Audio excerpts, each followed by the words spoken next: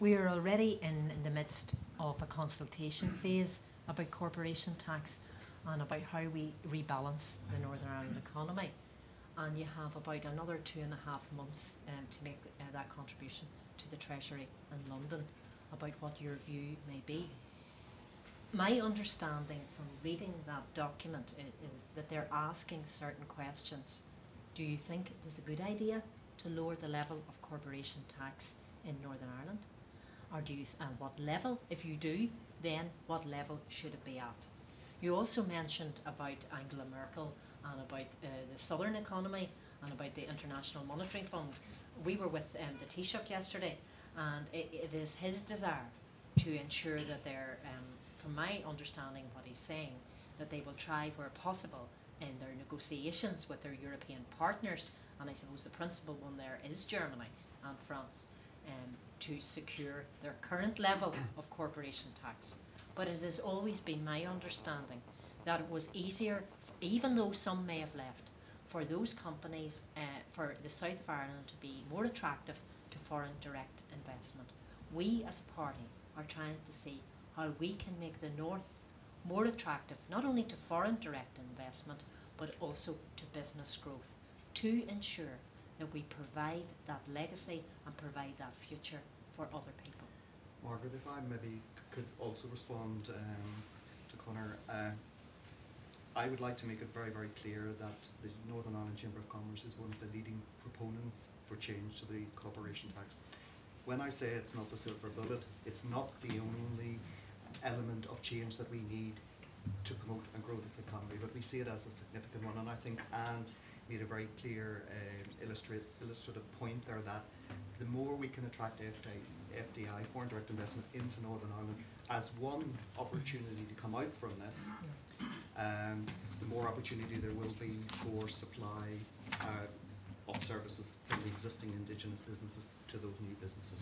But the new rates that we would be promoting, which is at least in line with that which is being promoted for the Republic of Ireland,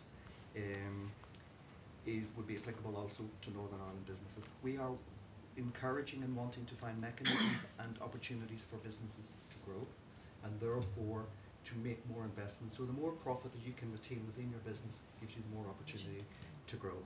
So therefore we are greatly in support of it. Indeed, we have gone over the last couple of weeks into an extensive campaign which we're building around involvement of not just the Chamber but all of the other key business organisations in Northern Ireland, including CBI, IOD, Centre for Competitiveness, Momentum, the Northern Ireland Independent Retailers Association. Northern Ireland Food and Drink. No, yes, a number and a number of others. We have joined together in an initiative together with the heads of tax of each of the accounting practices, the key accounting practices in Belfast, the top 6 including my own firm, BDO, where we've come together to establish, and you will see this coming to the fore over the coming weeks in the advance of the close-off date for the consultation, 24th of June, where we will be coming out. And indeed, if I could, Margaret, ask you, because I welcome and we welcome the Chamber, the support that you're showing and SDLP is showing for reduction in the rate. I believe that if we are to convince people of the importance and positive opportunity that comes from this, that we need a hearts and minds changed by the people of Northern Ireland. So we need to be getting that message out to the door. Are your people, your candidates, are they selling the benefits of a reduction in corporation tax when they're meeting people at the door? Well, I believe that we are, and maybe if I could help to recast and help you with this.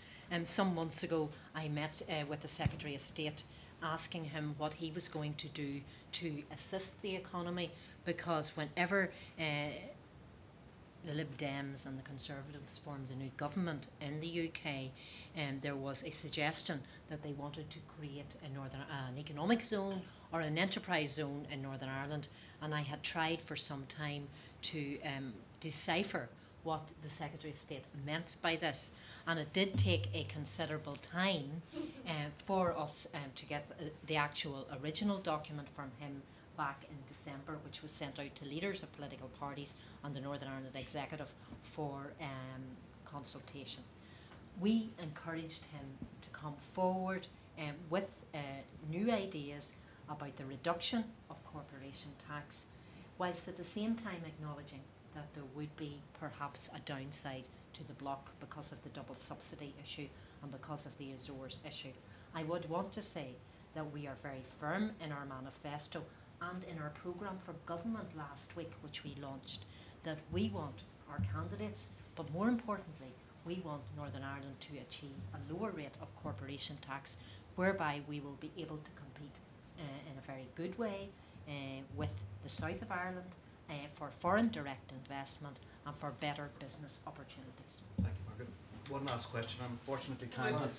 There's one more here after that, Francis. Yeah, time's running against us. I wasn't trying to contradict your own opinions, Francis, just wanted a bit about the process. And indeed, I accept that we do all have to pay taxes. Absolutely, Conor, and I think one of the things that we have to... 13.8%. Well, one of the things that we have to recognise is there has to be an education of everyone in Northern Ireland of the benefits to Northern Ireland as a whole. Take it up later, sure. And we're happy to take it up later. Michael? Michael Bell from Northern Ireland Food and Drink. A couple of comments. The first, we are in complete agreement with our sister business organisations on accelerating business growth. The key thing here is grow faster, and grow faster than our competitor regions. Yeah. I'm slightly disappointed there was no mention of agri-food. We've just confirmed the biggest the biggest business in Northern Ireland is now officially a food business. It's the biggest part of private sector jobs. 100,000 jobs depend on the agri-food sector. Our two nearest competitors have set a 40% growth target and a 60% growth target. One of our competitor, or your competitor political organisations, has announced that they want to put 500 million euros behind the agri-food sector in the south. It also is in the programme for government to develop an Irish food brand, announced by ENDA. Yeah. Agri-food needs a lot of support to accelerate its growth over the next period. And what can we deliver? Through the recession so far, 1,200 new jobs, 700 million increase in turnover, most of which is exported. In the last 12 months alone, 180 million of new factories opened in the province. So I welcome your thoughts for agri-food, which, by the way, is the biggest provider of non-urban jobs. I'd like to hear some discussion about LSI, local sustainable investment, as well as FDI. I don't disagree with you, and in fact in our document on partnership and economic recovery, we say that one of the areas, along with tourism, along with the Green New Deal, along with the construction industry, which is job rich, is the agri-food industry. And coming from and representing a constituency that is largely rural, I'm all for that, because agriculture is our base industry, along with fisheries and fish processing. So, and I do believe it can be job rich. My only thing in that is that we need to ensure that we are also employing local people and sustaining local people in the local economy. And we have to look at how we do that. And I would welcome further discussions with you. Okay, just one very final question. Yeah. Hello, my name is Derek McKnight from Belfast International Airport. Hopefully this is a very quick question, following on from your previous comments and discussion in relation to corporation tax and competitiveness. One of the big issues facing us at the minute is the issue of air passenger duty, which is obviously another tax levied and which again probably doesn't achieve the same level of attention as the other taxes. At this point in time, since the end of last year, it's gone up to £60 for Band B, which is basically travel to the United States. And that compares to a charge in Dublin at the minute of €3. So obviously there's a big gap in that level of taxation, which ultimately does make it a bit more difficult to attract business and potentially affects the level of competition. The question really is, what is your view in terms of that tax and what you would do with that to try and restore competition between the two areas of the island? Obviously with, I haven't said previously that you're trying to improve the competitiveness of Northern Ireland. Well, thank you for the question.